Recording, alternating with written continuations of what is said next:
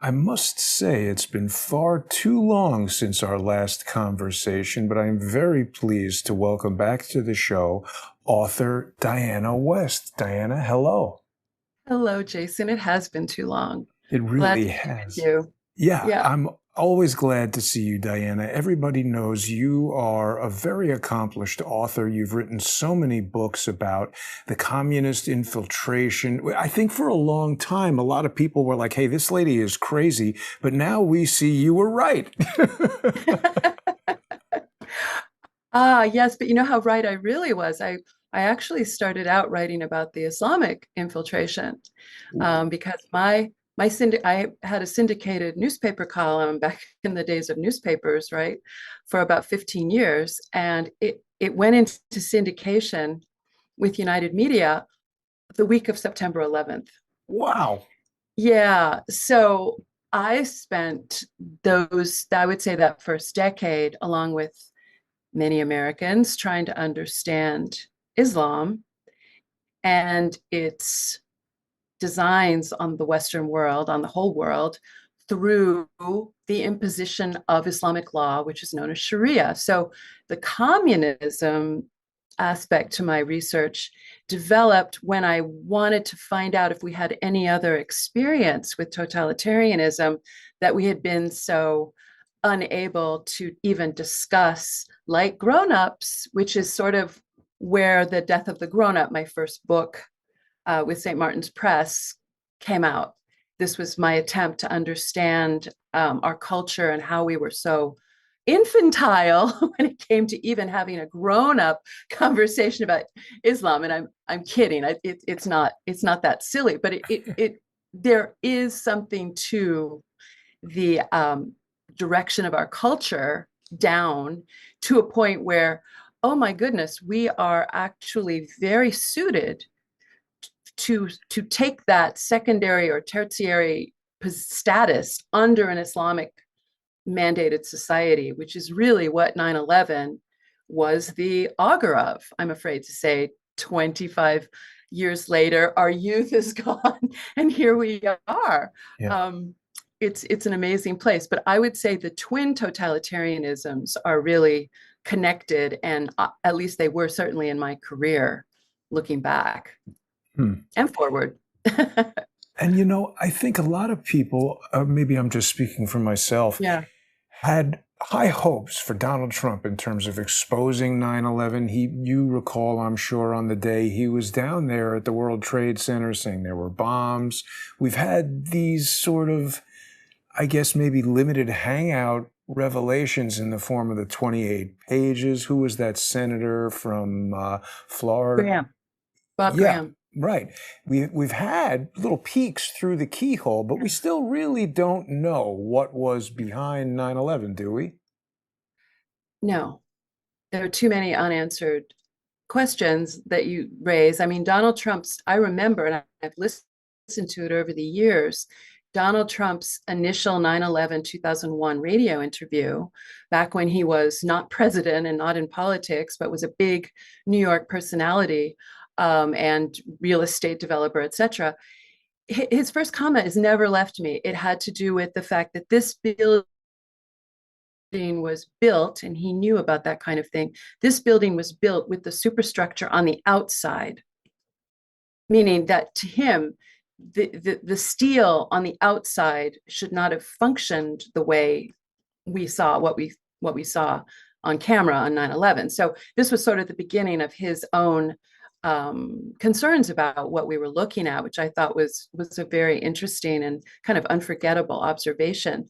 And he's also, he's been, I think, and I wrote about this in my book, my 2019 book about the anti-Trump conspiracy, Trump, Russia, Russia, Russia.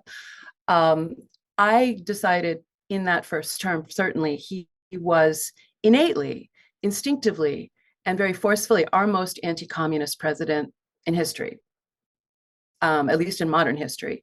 And I'm thinking maybe of Herbert Hoover, but he didn't have to deal with it as much. But Reagan?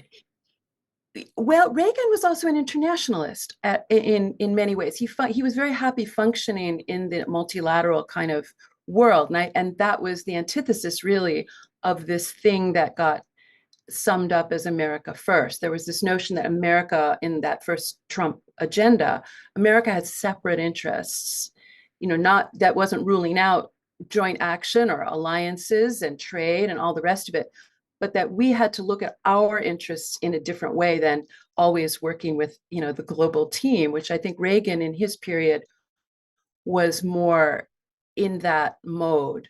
And there was just something about him in terms of rebuilding nation, stopping immigration, trade, I'm sorry, manufacturing. These were things that were his central core issues in that first go round that we had not heard before in our politics. And these are essentially the building blocks of nationhood. Nationhood is the bulkhead against communism. So that was Donald Trump then, and that was where I came to in 2019, and actually was able to juxtapose him in the red thread very neatly with James Comey, who was very much communist influenced, and indeed his hero, his intellectual hero, up to this very moment, I'm sure, but certainly at that time, was Reinhold Niebuhr. Yeah. Who was very much floating around in that very far left mid-century soup that Trump went the other way. It's a very interesting kind of conflict that came right to our own time, surprisingly. So that's why maybe I wasn't so crazy to be looking at communism, right? Because the subversion and the influence is now bearing fruit, in this period that we're trying to understand that's so hard to understand. Yeah. The other thing is, I'm glad you brought up Reinhold Niebuhr, because you were the first person to bring that to my attention and to point out that that was James Comey's nom de plume when he was sending emails around. I don't know if you Twitter and I, as well. It was his Twitter handle. right, Twitter. Yes, Yeah. and that somehow came out in the New York Times, right? There was Yeah. something. And then, I don't know if you and I have had the opportunity to discuss this email that Ben Wittes sent to Reinhold Niebuhr. And it's quite interesting. It has a lot to do with the Russia. This is it right here. This is this has got a Bates stamp on it from the Senate Homeland Security and Government Accountability Committee. This is, here we see Ben Wittes on December 28th, 2016, emails Reinhold Niebuhr. And then Reinhold Niebuhr sends it to James Comey. This is important too with regard to 9/11. Not just James Comey at FBI.gov, at ic.fbi.gov. That's the intelligence community. I've not seen that. This is an email that I allege was part of an effort to entrap Charles Ortel, Roger Stone, and Jerome Corsi. He's writing about this bit of research that he has from Shane Harris, who you might be familiar with. He's a journalist with, at this point, he was with the Wall Street Journal. Now he's with the Washington Post. He's a, espionage intelligence expert, apparently. Yeah. But they're talking about bunch of information that was being researched by a private British intelligence firm, which most people have confused and conflated with Christopher Steele. But in fact, he's talking about a lawfare operative named Matt Tate. Are you familiar with any of this aspect? No. I'm gonna have to come up to speed on it. I don't. Oh my God! I don't want to use this whole show to do that. We'll do another.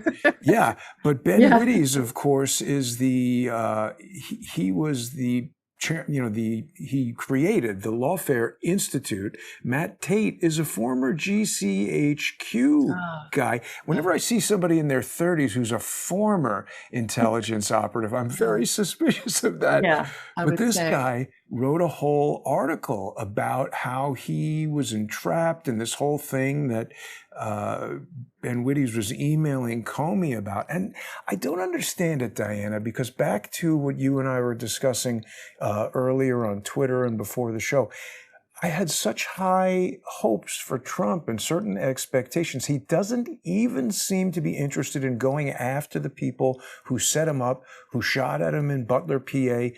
Do you have Yeah. any insight into what could Yeah. possibly be going on there? Well, I I think that when we look at Trump, we have to remember, on the plus side, what he, in terms of rationalizing things or understanding things without rationalizing them, just what he's been through, his age, the torment, the public torment of the first term, the assaults on him through the courts, etc., the raids, the assassin. He's been through more than most. I can't think of a politician who's gone through more and lived, to this point.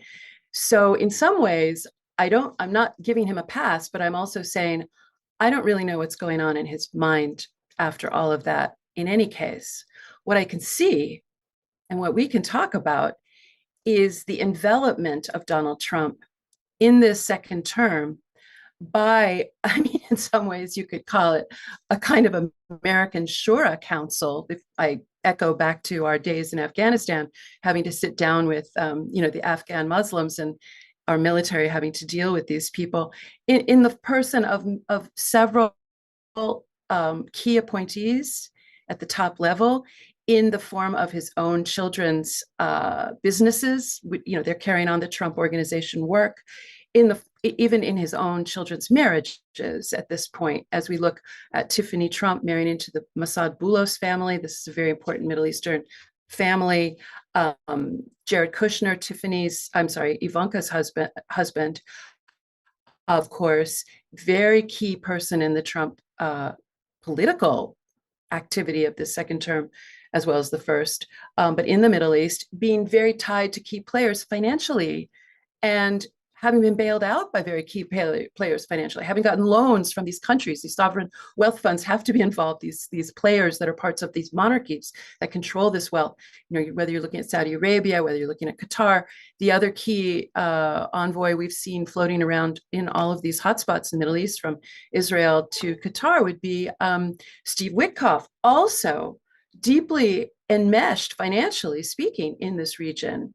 So this envelopment, which at the very beginning, we looked at Susie Wiles, the chief of staff, who had at the head of a major firm that had Qatar as a client. We looked at the former Attorney General, Pam Bondi, who had been a Qatari lobbyist, straight up. And we had reports about Kash Patel, the FBI director, perhaps should have having registered. We never really got the full story there, but having Qatari relationships as well. Now, the important point that's, I think, always glossed over, and I thought, oh, good, I'm going to be able to say this to Jason, is that when you decide to be a lobbyist for a country like Qatar, you are normalizing Sharia law.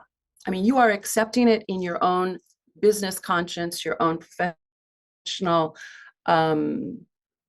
what you say to yourself about, am I really going to take this assignment?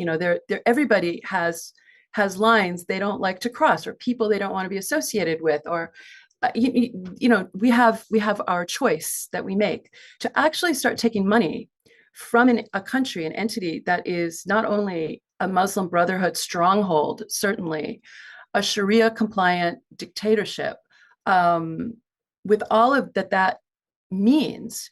That to me would be a disqualifier for being an attorney general, right there, because you cannot normalize Sharia and uphold the Constitution of the United States at the same time.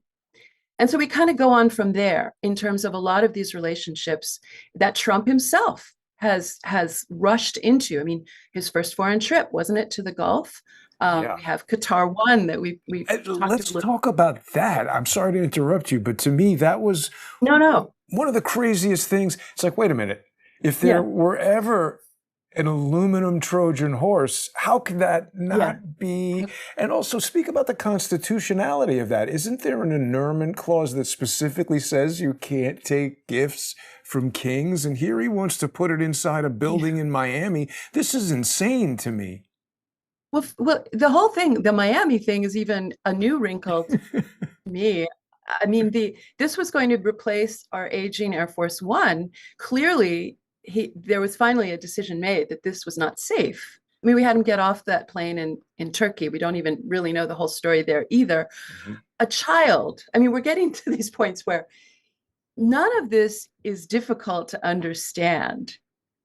I mean, the threat level that the Secret Service had to have expressed, or else they all should be fired, is elementary. You can't take a plane from a yes hostile nation, regardless of smiles and investments, hostile to our way of life nation, and fly around the world in it.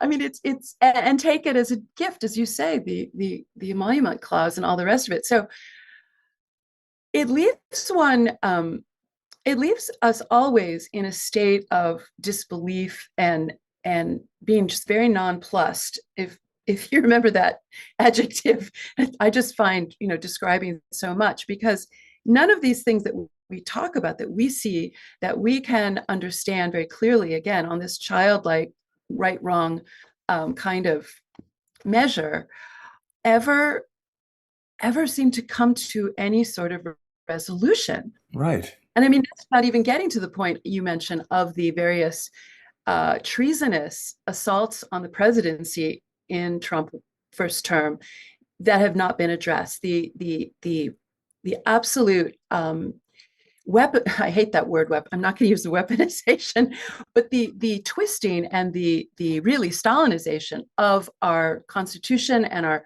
FBI and our judicial system to target the January 6th protesters, the courts as that were used to penalize people who should have at the most paid a fine or a 30-day suspended kind of thing for standing around the Capitol grounds. There's so many of them, those were so many of the cases, rather than using it to enforce a police state like mechanism to terrorize.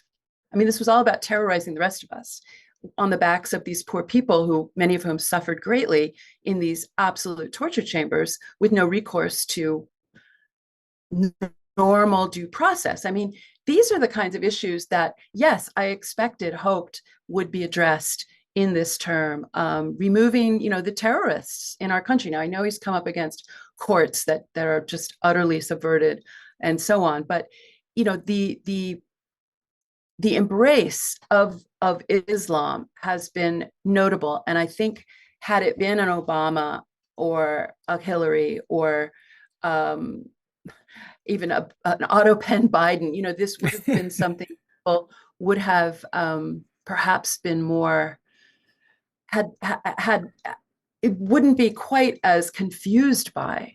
But the embrace of Islam has been just noxious. And when I noticed around 4th of July, we saw tweets and statements, and I think President Trump's 4th of July speech, as I recall, talking about how dangerous communism is to us. And, we've certainly seen the rise of communism in this country under the flag of the DSA and other groups. But when you single out communism as your totalitarian threat and you do not discuss and educate about the Islamic totalitarian threat, which is coming in at the same time with much more money than anything, and influence, you are in effect giving cover to Islam. You are in effect taking our eyes away from Islam to something that's more familiar. You're also implying, and more than implying, you are normalizing this new relationship with countries like Pakistan, Turkey, Qatar, UAE, where we've seen massive new, Saudi Arabia, we've seen massive new, all kinds of military and civilian kinds of agreements going forward, nuclear programs, AI, all the rest of it, in tandem with massive explosion of the Trump organization, villas and golf courses and so on Mansions. in these same countries. Look at that. You brought this to my attention. This was shocking to me. I wonder how many people know about this, but I mean, it seems like you can purchase some sort of like condo mansion in Saudi Arabia, the Trump mansions. What is this?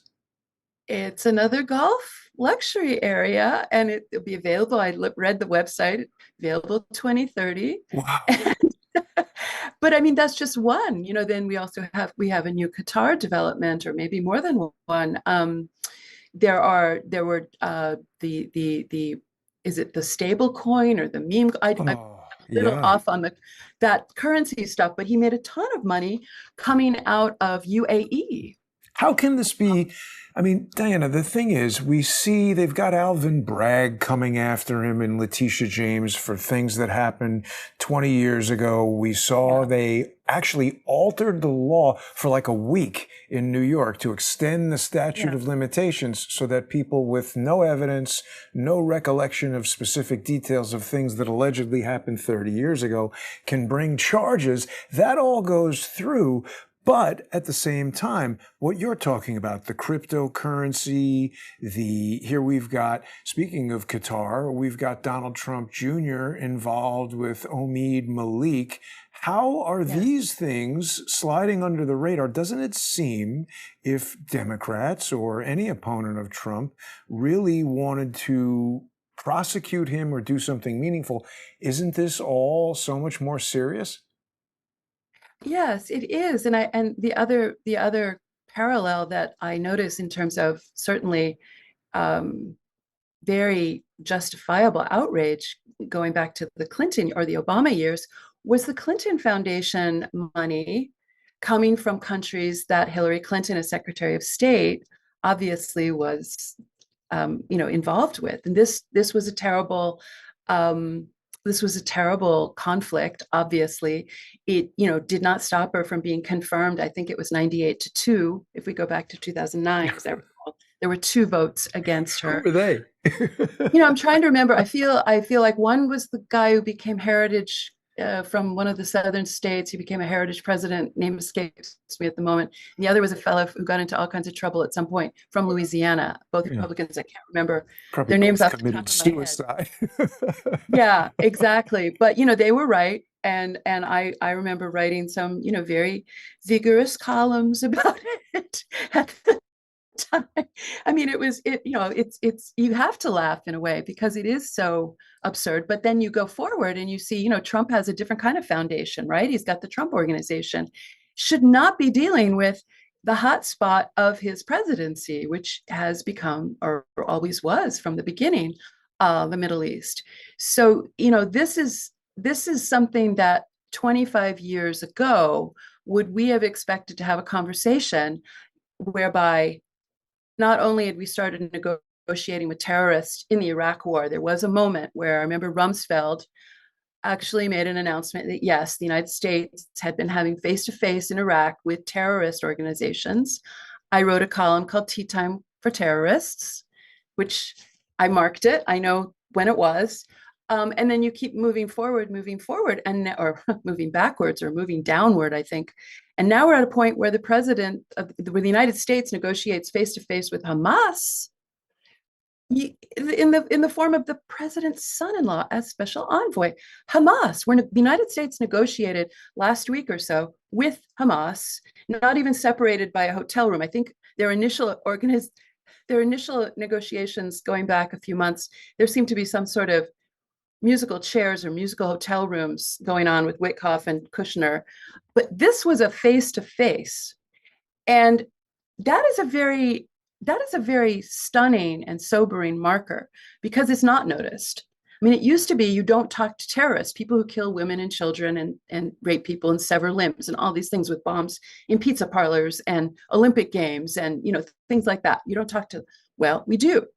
And I was reminded of this because another marker of the post 9/11 age, a bit randomly, but very connected, I saw a report go by that now the left wing in Sweden, very Islamized Sweden through migration and immigration from the Islamic world, these Swedish leftists are now running ads in Arabic, Sweden.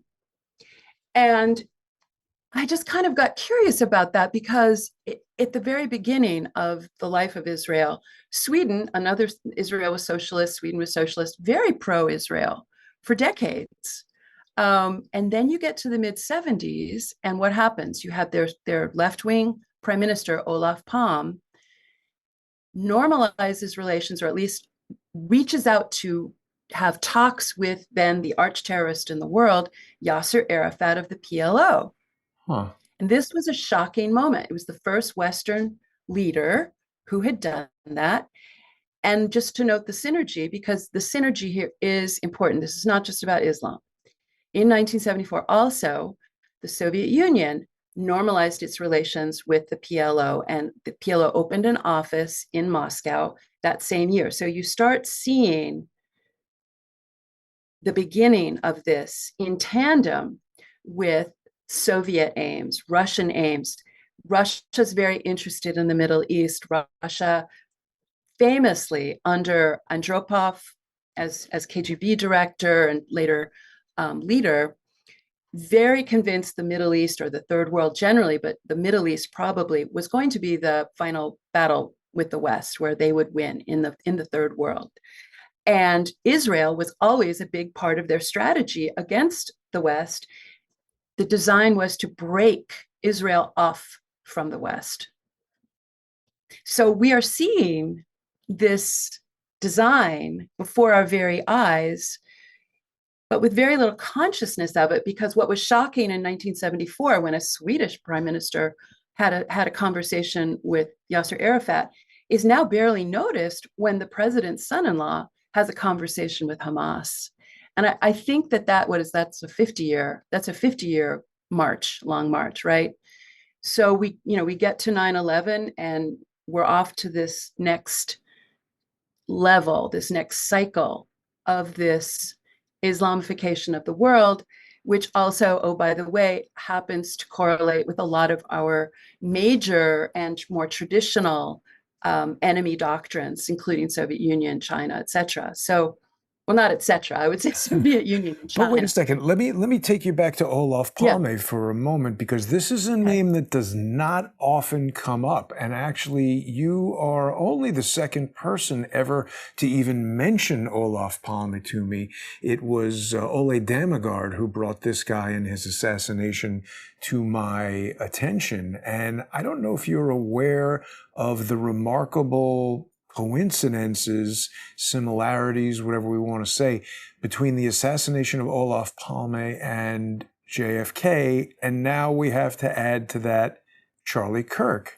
And a lot of people think that Charlie Kirk's assassination may have had something to do with the war in Iran, Charlie Kirk's position on Israel, or perhaps his changing position on Israel.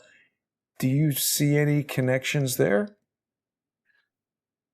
No, I mean, I think that these are all fascinating and not fascinating. These are all important and seismic events, but I'm not sure that they connect necessarily.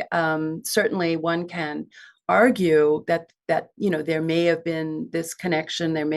I don't truck with anything regarding Charlie Kirk's changing opinion on his. I think he remained and probably would have become more confirmed as his belief as a supporter of Israel, as a Zionist, as things developed. I was actually talking with someone about this the other day, and remembering that when he was assassinated, which I guess we're coming up on the first anniversary of Yeah, a couple of weeks next away. month. Yeah. Yeah, it just the people that were entering into his sphere, the Tucker Carlsons, and some of the people who become increasingly unhinged in their own, I think, doctrinal anti-Semitism, again, pushing the clashes, in my view, more than just actually expressing a weird kink in their own, ideas about who they like or don't like. I think a lot of this is doctrinal and moving masses more than just expressing personal views. But they were not as terrible in terms of being as outrageous. I mean, Tucker Carlson was not at that point alleging that there were Jews who will not use the plus sign because it's too close to reminding them of a Christian Yeah, cross, I which get a is what lot he of did new last week. things I'm hearing about. This was one of his comments recently. Yes, there were certain Israeli schools or something that wouldn't use a plus sign. I mean, he wasn't talking in such unhinged terms at that point. And what I mean to say by that, I think had Charlie, I wish, we could all turn back the clock, but had he lived and had they continued on in this vein, the Candace Owens and all the rest of it, I think he would have seen, personally, I think he would have perceived this was all an op, really. And I don't think he would have been, I don't think he would have continued, personally, I don't think he would have continued on that line. So I don't think he was, that played into the murder. I really don't. Well, let me take you back to the Olaf Palme portion of it, Okay. because this is still, I mean, again, I don't think we'll ever know exactly what No, happened probably to not. Charlie Yeah. Kirk. I don't think we'll ever know exactly what happened to Olaf Palme. I don't think we'll ever know exactly what happened to JFK, but they Yeah. certainly rhyme. And we see the CIA right here in their reading room, which this couldn't possibly be false.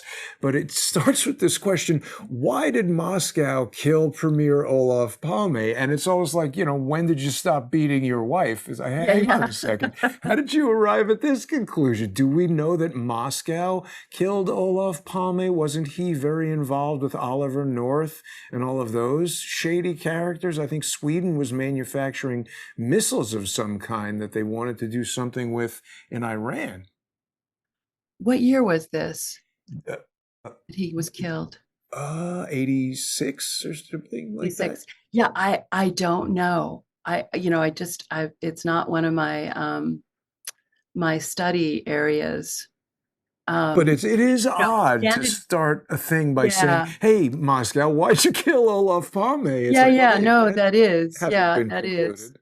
Who knows?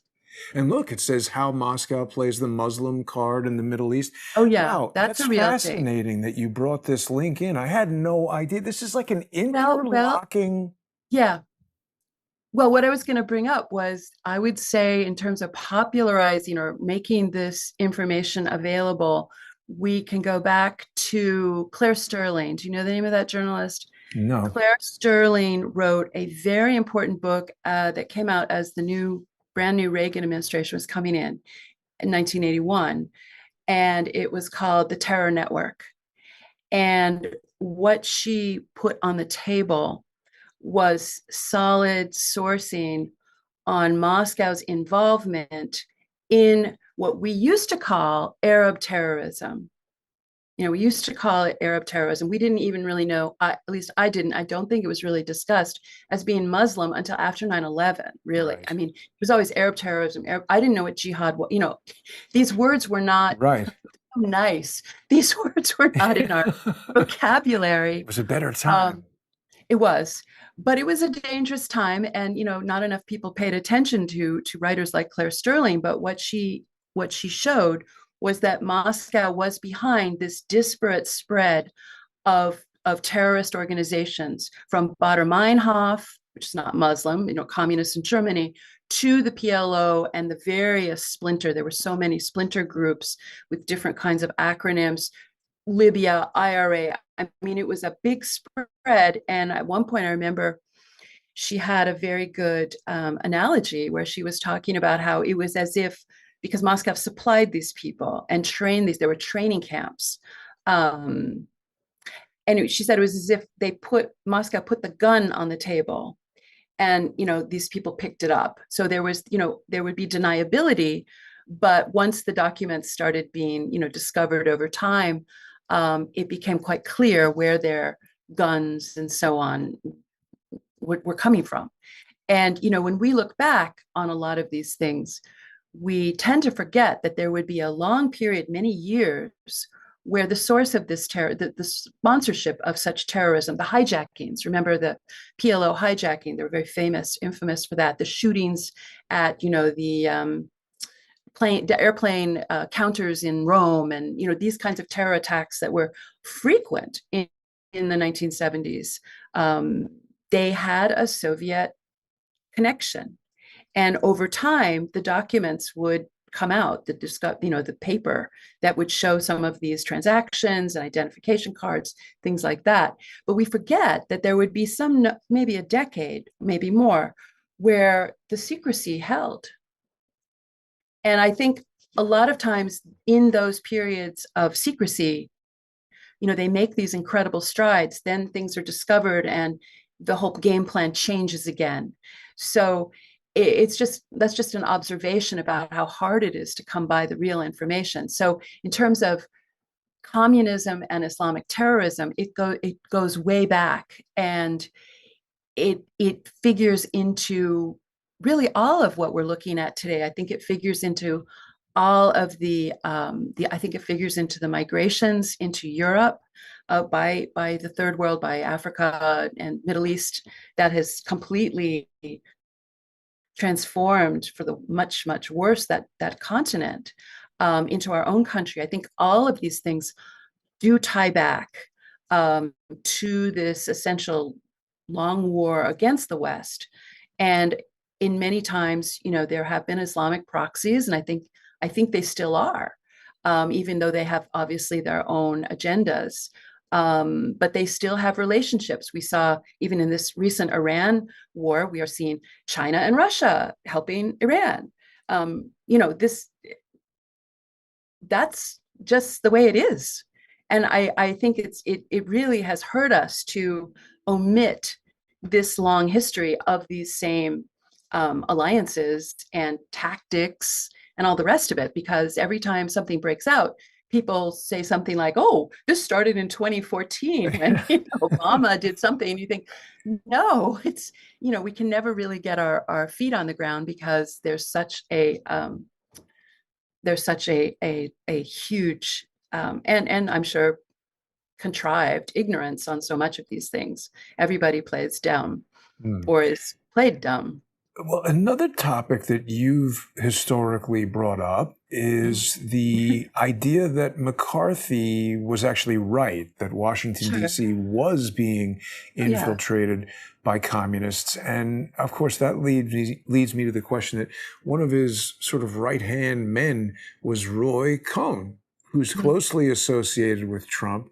The weird thing is, in addition to communists, they were also kind of chasing homosexuals in Washington, D.C., which Roy Cohn, I believe, was himself. Yeah. This is such a strange thing. And then a lot of people, I think, don't realize that McCarthy, he died at like 43 or something, really He young, was right? he was 48. 48. He Pretty was young, though, 48, still. very young, very unexpectedly. There's a death that needed investigation. Investigation, right. He did not go into the Naval Hospital with a deathly illness, but he died.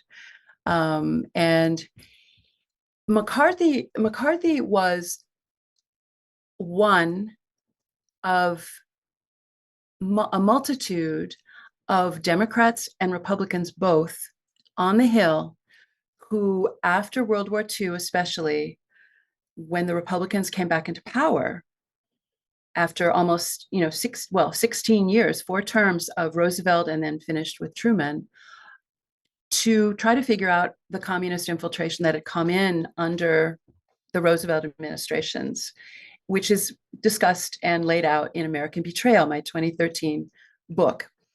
McCarthy, for this would be another go in the category, I think, of what I was just talking about in terms of when we discover there was this lag time before we discovered the Soviet role in Islamic terrorism. It's similar in the sense that the left, the communist left, the Moscow directed communist left, which is the source of all the lies about McCarthy. I mean, this was not organic, this was not homegrown.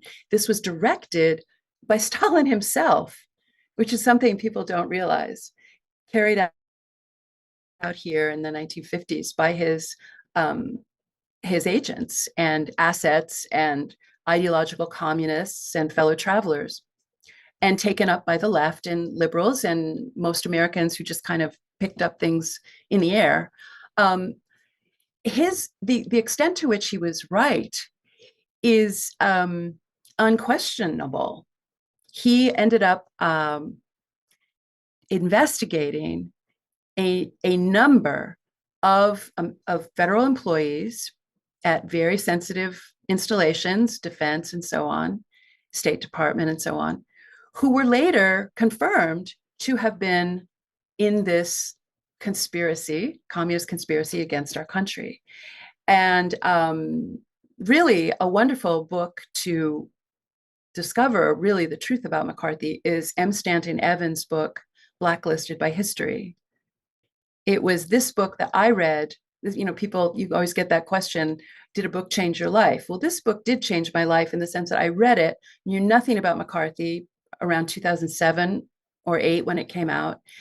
And I decided that if everyone had been so wrong about McCarthy, which is what this book proves, just very decisively with real shoe leather reporting and document searches, that when things weren't in the archives where they were supposed to be, Stan Evans would find them in another archive, or it was really, it's a masterful, amazing compilation of skill and work in that book.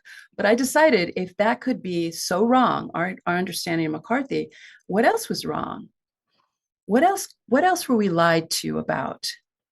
And this essentially was what set me off into my interest in how we could be lying about Islam in the post 9/11 period, which I first wrote about in The Death of the Grown Up.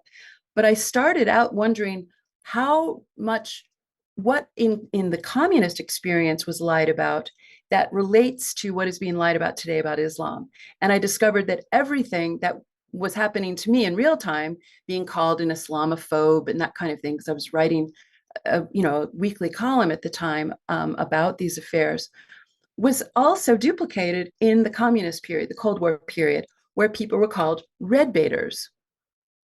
And then I'll never forget, actually on CNN, believe it or not, CNN, I used to be a regular pundit on the old Lou Dobbs show on CNN when Obama was running for president. And I'll never forget it when I brought up the socialist word, the S word, in 2008 regarding Obama's policies.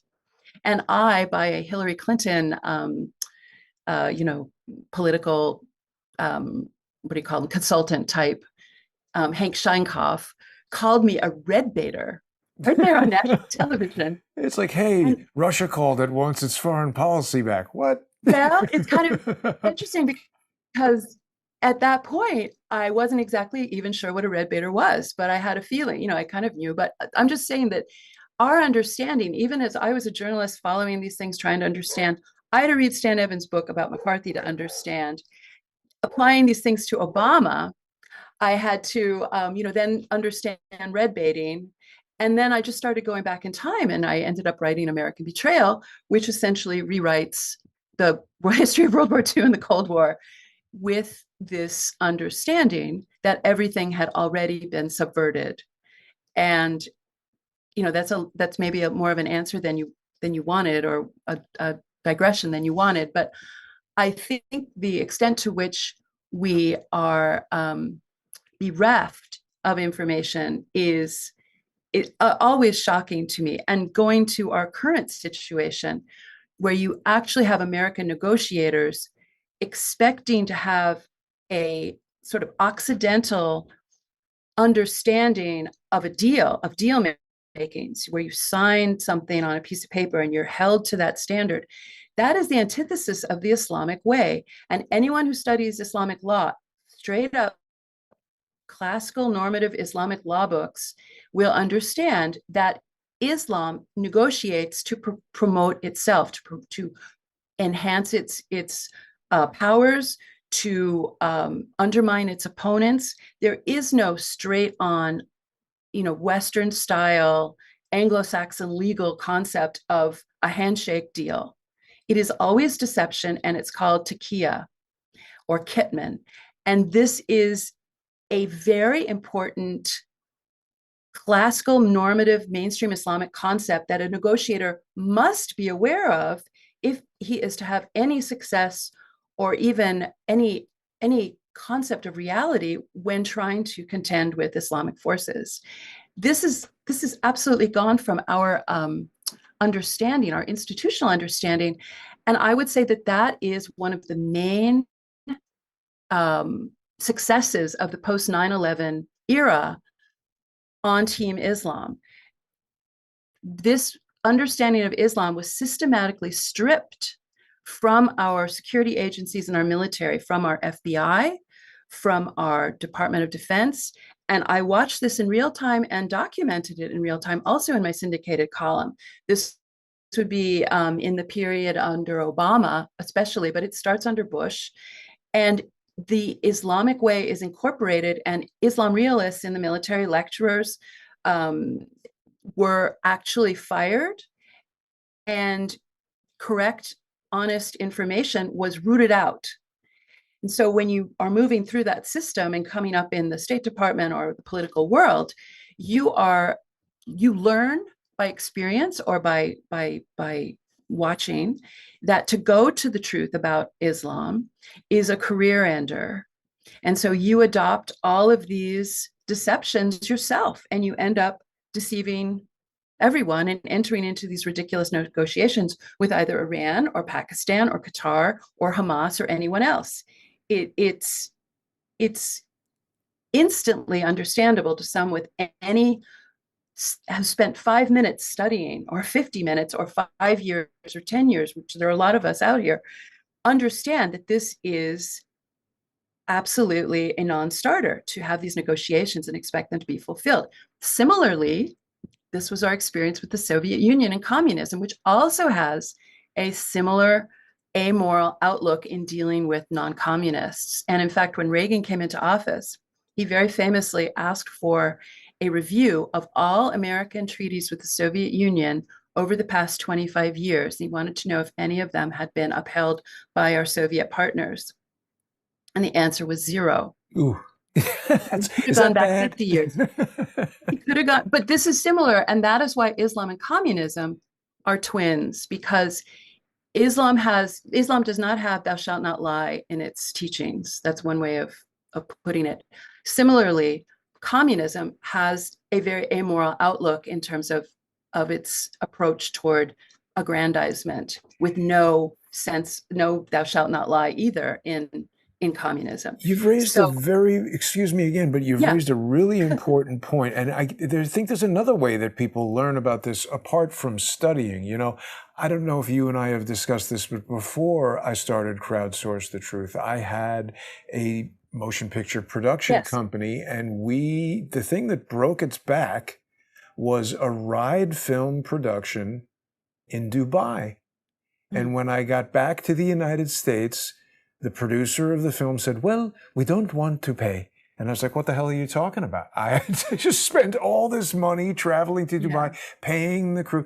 That was it." And she knew. So, I mean, again, it's the one issue where I don't even think disagree is the right word, but it's a matter of perception, because I think to them, it's not morality. Morals are a subjective thing. What we find moral, it's a cultural difference where they don't think it's dishonest. They think it's negotiating. It's just oil and water, two mediums that will never properly mix and can't interact. I agree with your conclusion that it's foolish to think that we could. There was no negotiating with this person in Dubai. And in retrospect, the thing that I should have done is kept the assets that I had that they needed until I got what they want. Because that's the only type of negotiation that they actually understand is you have something that I need or want, and how can I get it? But the topic of our show today is, was 9/11 a win for Islam? And I think the unquestionable answer is yes. There's nothing about it absolutely. that could be seen Absolutely. as a positive outcome for America. So let's just focus for a moment, if we may, on maybe the most obvious icon of this. The mayor of New York City is a communist, Islamist, inexperienced, frankly, moron, in my view. What can we say about this? Well, quite a lot, but just to finish that little point, Yes. um, in Islamic law, it is incumbent on a Muslim to advance Islam, and to lie to do so is fine. Yeah. It is not actually a It's real moral to difference them. in outlook. It is a certain um, it is an absolute modus operandi. Um, and so it's quite concrete. Yeah. It isn't just psychological or moral relativism or something. It is incumbent on them to do so, and they are allowed to lie to advance Islam or another Encouraged. Muslim, and that is written in the law book. Crazy. So it's very yes. There is a book called Reliance of the Traveler, which is a very recognized classical Sunni law book. It's very common. You can get it on Amazon, and it is in there. It is actually in black and white. So when I say they don't have thou shalt not lie, they actually have the opposite. And it also twins with what you might call the behavior or morals or the attitude enshrined in Marxism as well. Yes, it's in there. So, but just to move on to Mandami, yes, if we're doing a 25 years, who would have guessed on 9/11, 25, almost 25 years ago, that this would be the case in New York City? No one, no one. And I would say that in this 25-year period, again, similar to earlier in the 20th century with the threat of communism against the United States, against our Constitution, let's put it this way, because Islam also poses a threat to our Constitution, our constitutional republic, we fought wars abroad against communism, Korea, Vietnam, certainly elsewhere as well in different different levels of warfare.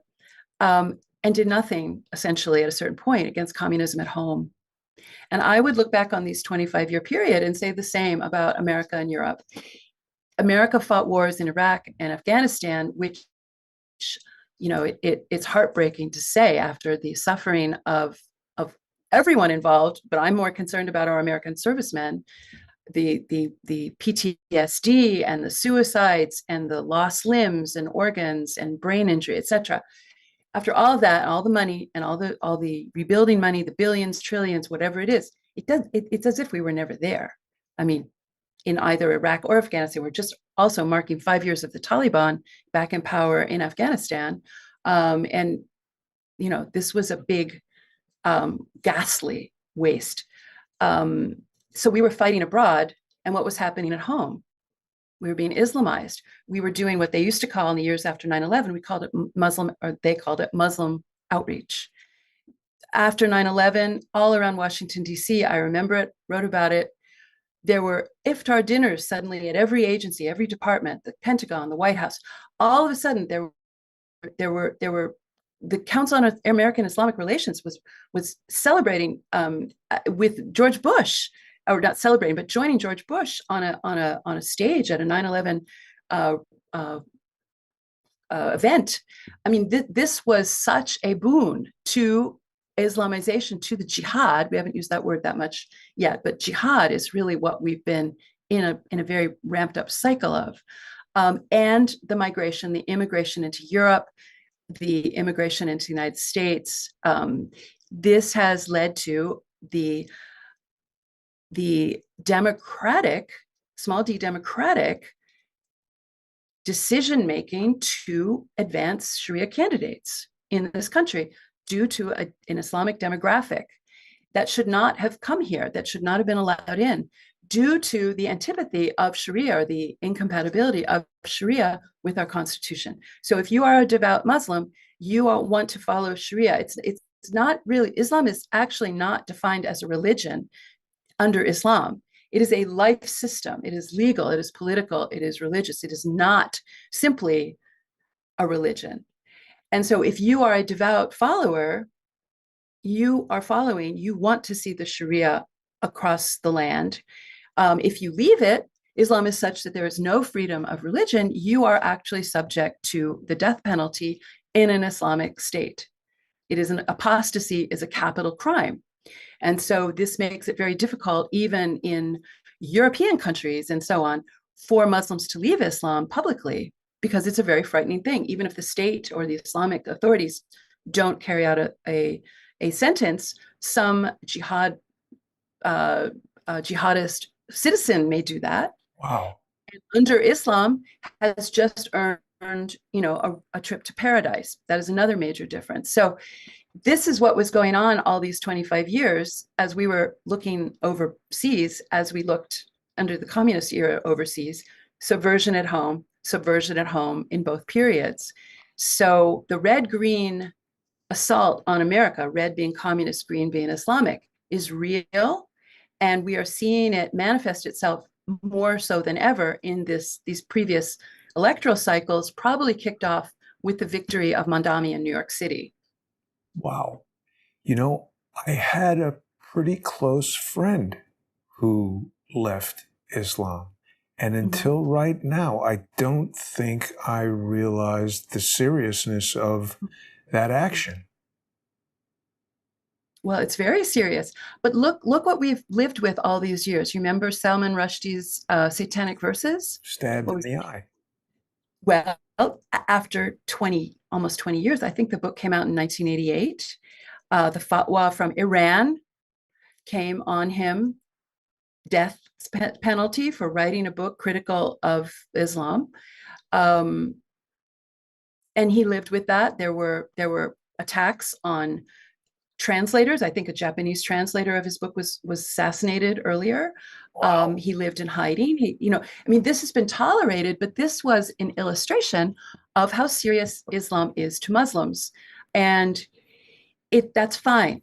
Stay in the Islamic world, follow your way, your path, your Sharia, your path to Sharia, separately. But what we've seen is a cycle of jihad, which is conquest undertaken with, and this is where I think it's different from everything we've ever seen in history, undertaken in collusion with Western leaders. Because none of this was inevitable. None of this had to happen. All of these migrations across the Mediterranean, elsewhere, Donald Trump actually proved this as well in terms of closing the border. But none of those countries had to be invaded. All of these countries could have turned these boats back. All of these countries could have made it clear there would be a military response and you wouldn't have seen boats come. I mean, this So why this is this was allowed to happen, Diana? Something somewhere, I mean, listen, yeah. not to get too, out there, but a lot of people think there's this hidden hand behind some of these actions. We don't know what caused 9/11. We don't know who killed JFK. We don't know exactly who was behind the Charlie Kirk murder, the Olaf Palme murder. How does some scruffy, filthy looking guy write a book in 1848 and suddenly it becomes this thing that sweeps across the earth? Is there something bigger behind this polarizing conflict of communism versus capitalism and free Yeah. markets Yeah. and Islam versus Western religions? I mean, how do we understand this? Well, I think there was an attraction to these ideas that probably go back even before the French Revolution in 1789. But these ideas that Marx would popularize, including in what was it, the New York Tribune, where he was a columnist. Did you know this? He was a I think columnist. you told me that. Yeah, he was a columnist writing about, he was living in England at the time. He was a columnist writing about explaining socialism, quote unquote, which is the same thing. It just sounds nicer to Americans in the middle of the 19th century. And of course, was a big fan of Lincoln for his centralist power grabs on the United States in the Civil War. I mean, he was very much behind all of this. But I think in terms of going beyond the theoretical or no more than theoretical, going along the rebellions, because of course there were rebellions inspired by Marx and Marxists in Europe, and a lot of these people came to the United States, thanks a lot, these German socialists that we really didn't need either, who brought these ideas here. But in terms of mechanizing them, we don't really see muscle and capability and real malice in terms of pushing all this together until we get to the Soviet Union. I think we see it going more softly. We see the takeover really of a lot of institutions through a group called the Fabians, which exists to this day. They are more the well-dressed British socialist variety of Marxist. And they worked together with Lenin and these other Marxists before they were able to create the revolution in Russia. But something did happen. There was actually a real mechanism that many people don't really understand, which was early on in the 1920s. Lenin and the head of his then called Cheka, which becomes the KGB, Dzerzhinsky, and some of his other communist Marxist operatives basically create something that became known as the Frankfurt School. And this goes back to the 1920s. And the point was to destroy Western culture, to make Western culture stink. That's a quote. And this involved Willy Munzenberg, if you know his name. It went into Germany. And many of these academics came to the United States after Hitler came to power. And they were actually, the group that brought them in had a very nice Soviet pedigree as well, an international education union or something. But it also employed a very young Edward Murrow, who was part of this as well. And these people were all about the destruction of our culture. And were extremely successful by the time we get up to, into the war years. They were very influential in the OSS and the post-war planning. This is discussed in American Betrayal.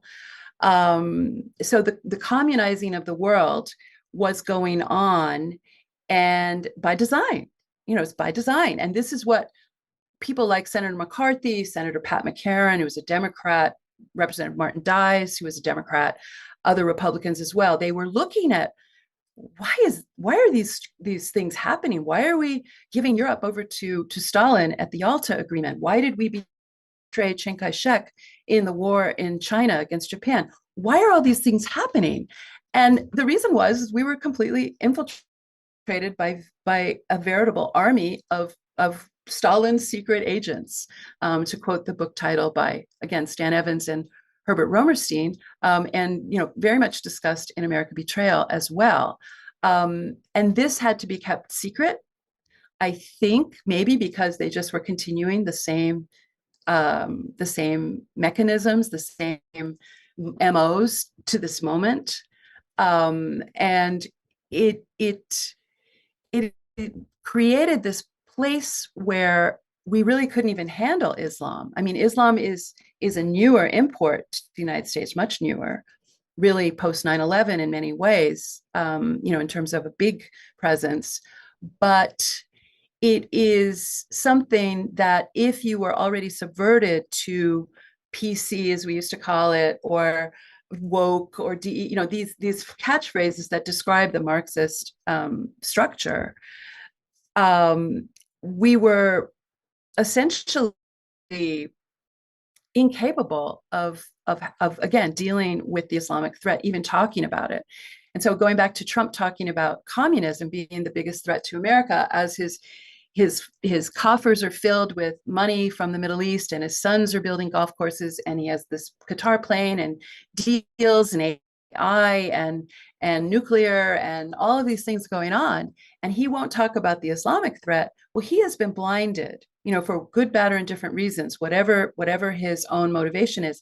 You have a president who is blind to what is an equal proximate threat, mortal threat, to, again, our constitutional republic, which is extremely limping along and barely functioning in terms of the original plan of the balance of powers, et cetera, and functioning Congress, functioning courts, functioning executive, all of which are severely undermined. We have none of that.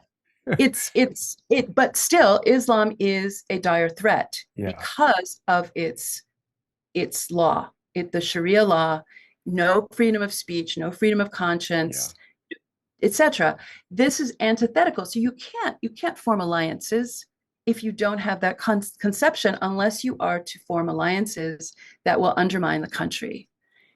And you can't know that unless you talk about these things. And who talks about these things? The only person who ever really even brought it up on a national level, Trump did a bit. I think he did give a speech in 2016 that decried the advent of Sharia in this country, and that was kind of it. Ben Carson, you remember that? Ben Carson said that a Muslim could not be president because of his belief system being antithetical to the Constitution. He could not defend the Constitution as a Muslim. But that is actually true in terms of military. Any oath to defend and uphold the Constitution cannot be taken in good faith if you are a believing Muslim. And that is just a fact, because what about Obama? Well, what about Obama? A lot of people think he is a Muslim, and it would have been his duty to lie about that to become or a Marxist. president. Yeah.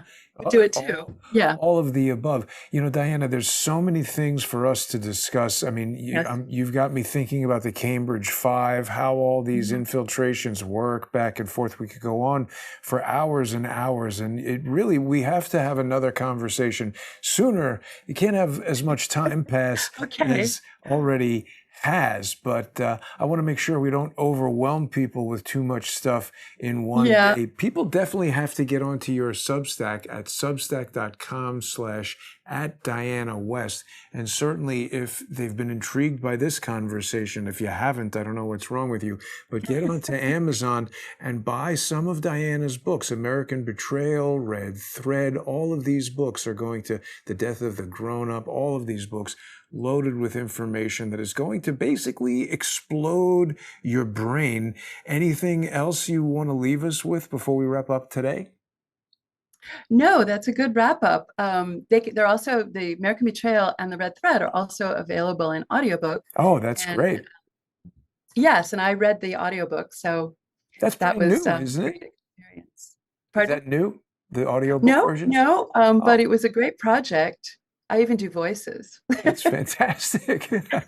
Wonderful way for people to enjoy that. So definitely pick up Diana's books. And don't forget, you can sponsor Crowdsource the Truth by going to crowdsourcethetruth.substack.com or subscribestar.com or patreon.com/crowdsourcethetruth. Thanks for